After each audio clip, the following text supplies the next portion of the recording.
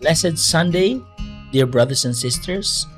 Welcome to Pathways of Hope, Sunday Gospel Reflection on Luke's account of Jesus' baptism. My name is Aldem Salvana, and a blessed New Year to you all. And I will reflect on this Gospel in light of the Jubilee year which we celebrate this year, and how the grace of God's renewal opens doors for each of us. Now, I want you to think about Jesus' baptism at the river by John, who was doing mass baptism for Jews on an ordinary day when the heavens opened and God the Father's voice declared his pleasure for his beloved Son, a definitive outpouring of the fullness of God in Jesus on the world, an outpouring so limitless that it will never be recanted nor diminished. Now, many of us often speak of the burden and weight of following Jesus. And there is a tangible aspect to this burden, like the cost of time, resources that are spent in serving the Lord. But this sense of heaviness becomes even weightier when the burden becomes more mental and emotional. Like when you feel the weight of past mistakes that still haunt you to this day, or the crippling fear that prevents you from casting your net in faith, or the feeling of bitterness against your fellows and against God that poisons your heart, or when you feel anxieties that steal your peace, and when you allow the darkness of the world to enslave your mind. But take heart, brothers and sisters. Jesus says, I have overcome the world. And with this authority, he invites us to come to me, all who labor and are heavily laden, and I will give you rest. Why?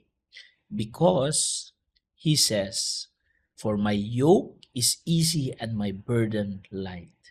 Now, brothers and sisters, we are not spared of cares or burdens when we follow God as a disciple, but you are spared of a burdensome, fearsome, agitated, bitter, troubled mind and heart that will gradually gnaw at you and corrode you into an existential mess. On the other hand, the freedom in the Lord is freedom from these mental chains which he so longs to free us from. Now, setting us free to embrace a life aligned to his life-giving purpose. That is what God wants. So he can fill us with divine passion, a sense of mission to serve, and to grow in a deeper relationship with him, in authenticity and wholeness, and an equally deeper connection with others, as your life radiates with his light. This is the promise of the doors that are open for us in this Jubilee year. The freedom Christ offers if in faith we decide to walk through this door. So, brothers and sisters, let us come to him in prayerful trust, lay down our burdens at his feet so he can turn our pain into purpose and free our mind to bask in the light of his love, even as we walk through the valley of darkness and death, yet he shall be our peace.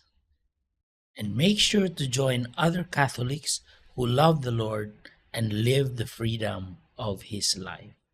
So, brothers and sisters, if you have been blessed by this sharing, do share it with others so they can be blessed as well. Have a God-filled Sunday, and God bless you all. Bye-bye.